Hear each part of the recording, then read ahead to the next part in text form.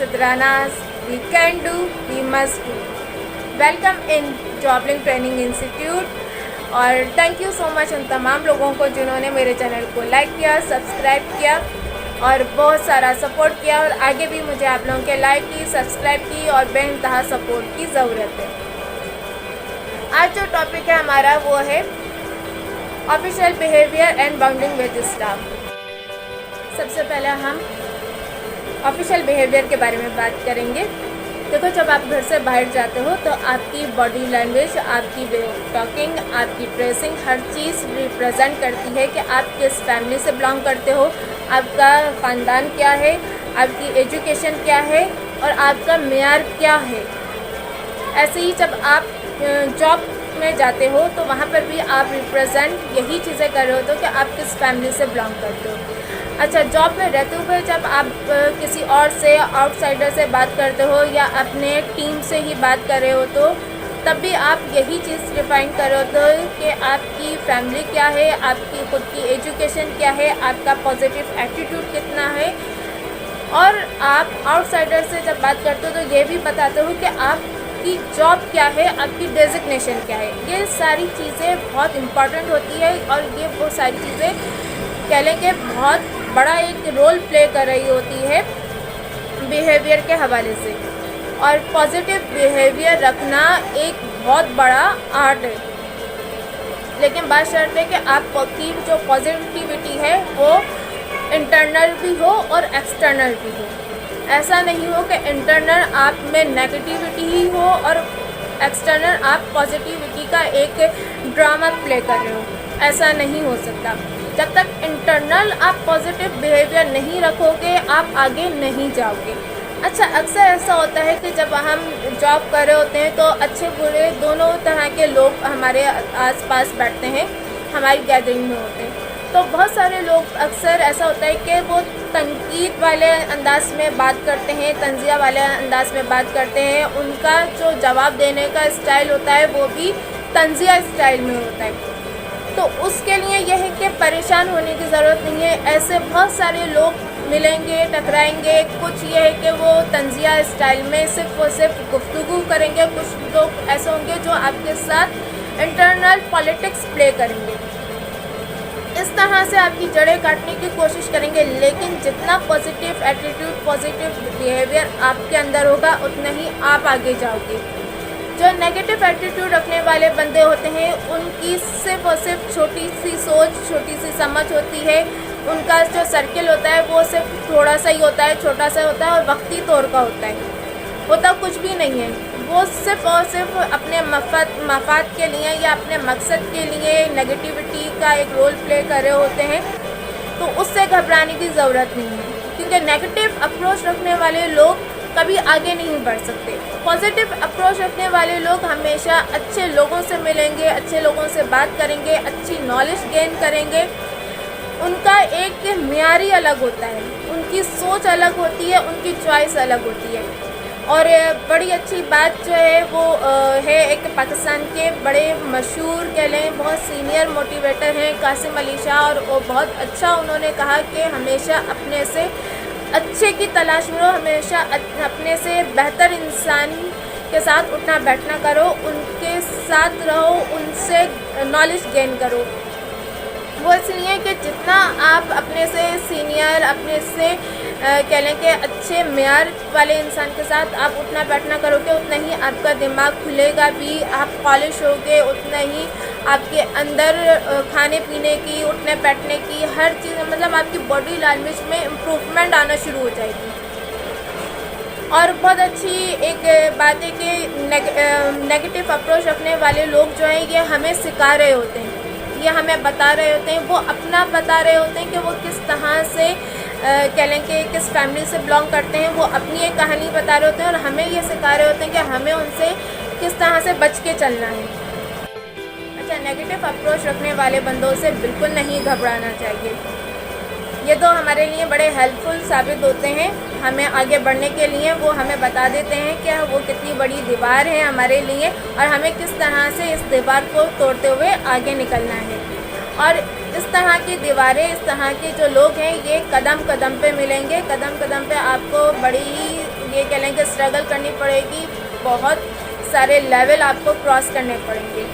और इसी पर इल्हाम इकबाल का एक शेर है, पूरी बातें मुखालिफ से ना घबरा ए उकाब, ये तो चलती हैं तुझे ऊंचा उड़ाने के लिए। अब हम बात करेंगे दूसरे टॉपिक के ऊपर कि किस तरह से हम अपनी टीम को एक कह लेंगे रिश्ते में बांध कर रख सकते हैं, किस तरह से हम एक स्ट्रॉन्ग बाइंडिंग कर सकते हैं। देखो यार, अगर साफ लफ्ज़ों में बात करूँ तो बात इस तरह से हो सकती है कि अगर आप कदर नहीं करोगे तो कोई और कदर कर लेगा। आप अपने स्टाफ को अहमियत नहीं दोगे तो कोई और जो है वो आपके स्टाफ को तोड़ के उनको पॉलिश भी करेगा, उन्हें ट्रेन भी करेगा और उन्हें जो है वो अपना काम सिखा के उन्हें आगे मूव कर लेगा। आपका बिहेवियर आपके स्टाफ के साथ बहुत अच्छा होना चाहिए। इसीलिए ये जो है ना दो टॉपिक वो एक साथ मैंने मर्ज करें, क्योंकि बाइंडिंग का टीम के साथ स्ट्रॉन्ग बाइंडिंग की स्ट्रॉन्ग रिलेशनशिप का जो ताल्लुक है वो बिहेवियर से बहुत कह लेंगे मिला जुला, कह लेंगे ये एक ही है। ये दो अलग अलग टॉपिक हैं, लेकिन इस टॉपिक के जो कह लेंगे मायने हैं वो एक से ही हैं, जुड़े हुए हैं आपस में। आपका बिहेवियर आपके टीम को एक कर सकता है, क्योंकि देखो आप अगर सुपरवाइज़र हो तो आपके अंडर में 10, 20, 40, 50 इतने लोग आपके अंडर में काम कर रहे हैं। उन 40-50 लोगों के लिए आप तो एक ही हो ना, तो आप उन 40-50 लोगों को एक ही दफ़ा में बताओगे कि आपकी वे ऑफ टॉकिंग क्या है, आपका बिहेवियर क्या है, आपकी डेजिग्नेशन क्या है, आपका मेयार क्या है, ये सब एक ही दफ़ा में बताओगे। लेकिन वो जो 50 बंदे हैं ना, उन 50 बंदों के अलग अलग वे ऑफ टॉकिंग, अलग अलग बिहेवियर, अलग अलग बॉडी लैंग्वेज, अलग अलग मेंटली साइकोलॉजिकल कह लें कि इश्यूज़ भी अलग अलग होंगे उन सब के। आपको हर एक की साइकी को समझकर उनसे काम लेना है। अच्छा, काम किस तरह से लेना है? काम लेने के भी तरीके होते हैं, और वो तरीके होते हैं कि आप उनके साथ किस हद तक कितने प्यार से उनसे बात करते हो, कितनी उनके साथ गुड कम्युनिकेशन आप डेवलप करते हो, कितनी अंडरस्टैंडिंग डेवलप करते हो। वो सुपरवाइज़र, वो मैनेजर जो अपने स्टाफ की प्रॉब्लम को ना समझ सके, तो वो सुपरवाइज़र, वो मैनेजर मैनेजरिंग पोस्ट के काबिल नहीं है, वो सुपरवाइजिंग के काबिल नहीं है। इस बात को आपने ध्यान में रखना है, क्योंकि आप पर बहुत बड़ी जिम्मेदारी है। जो मैनेजरिंग पोस्ट पर बैठे होते हैं उनकी बहुत बड़ी जिम्मेदारी होती है, उन पर बहुत बड़ा प्रेशर होता है। टीम को जोड़कर कैसे रखना है, जकड़ के कैसे रखना है कि कोई और बंदा ना तोड़ के ले जाए। आप कदर करोगे तो आपकी टीम आपकी कदर करेगी। अगर आप कदर नहीं करोगे, आप उन पे शाउटिंग करते रहोगे, हर वक्त उन्हें ताने मारते रहोगे, ये समझे कि मैंने तो ये देखा है कि बहुत सारे लोगों ने ये कह लें कि ऑफिस में घरेलू माहौल पैदा किया हुआ है। वो ऐसा लगता है जैसे घरों में नहीं लड़ाइयाँ होती हैं, वो वैसी ऑफिस में लड़ाइयाँ हो रही होती हैं। मतलब ऑफिशियल वे ऑफ टॉकिंग तो नज़र आती ही नहीं है। और ऐसा क्यों होता है? ऐसा इसलिए होता है कि जब आप मैनेजर कहे कि मैं और उसका टीम कहे मैं, अब टीम अगर मैं करेगी अलग और मैनेजर और सुपरवाइज़र अलग से कहेगा मैं, तो वो मैं तो फिर किसी की नहीं है। हमेशा काम करो तो हम करके काम करो कि जो है वो हम है। मैनेजर हो या मैनेजर की टीम हो, जब तक आप हम नहीं बनोगे तब तक मसला हल नहीं होगा। बहुत सी जगह ऐसा देखा है मैंने कि जो सुपरवाइज़र होते हैं या मैनेजर होते हैं वो अपनी टीम के साथ इतने बुरे रवैये से पेश आते हैं और इसी वजह से उनकी टीम उनके साथ कह लें उनके अगेंस्ट हो जाती है।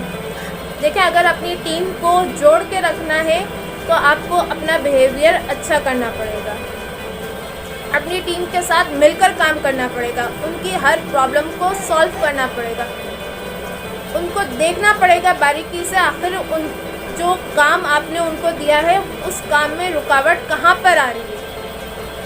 ऐसा नहीं करना है कि आपने अपने से सीनियर सुपरवाइज़र से बचने के लिए आप सारा का सारा ब्लेम अपनी टीम पर डालो। अगर आप ऐसा करोगे तो यकीन करो कि आप एक तो अच्छे मैनेजर नहीं हैं और दूसरा ये आपकी टीम आपको छोड़कर चली जाएगी, वो काम नहीं करेगी। आपने अपनी टीम को अपना बनाकर रखना है। आपने अपने सुपरवाइज़र से खुद आप डांट खा लो लेकिन अपनी टीम को पीछे रखो। खुद को मतलब कह लो कि टीम के सामने इस तरह से प्रेजेंट करो कि आप अपनी टीम का कह लो कि एक सपोर्ट हो। आपकी टीम जब ये देखेगी कि उनके सुपरवाइज़र को उनके सीनियर सुपरवाइज़र से डांट पड़ी है, उनकी गलती की वजह से, टीम की गलती की वजह से, टीम के काम ना करने की वजह से, तो उन्हें अपनी गलती का एहसास होना शुरू हो जाएगा। उन्हें रियलाइज़ होना शुरू हो जाएगा कि वो क्या कर रहे हैं, किस गलती पे हैं, और इस तरह से वो आपके साथ और आपके काम के साथ सिंसियर होना शुरू हो जाएंगे और यहाँ से फिर आप ग्रो करना शुरू कर दोगे। लेकिन इसके लिए आपको बहुत सब्र की ज़रूरत पड़ेगी, बहुत ज़्यादा आपको स्ट्रगल करनी पड़ेगी। आपको अपनी एक एक टीम की प्रॉब्लम को सुनना पड़ेगा, सॉल्व करना पड़ेगा। या ये समझे आसान लफ्ज़ों में कि सोने का निवाला खिला के आपको शेर की निगाह रखनी पड़ेगी। और इसी के साथ ही मुझे इजाज़त दें। अल्लाह हाफिज़, अल्लाह निगहबान।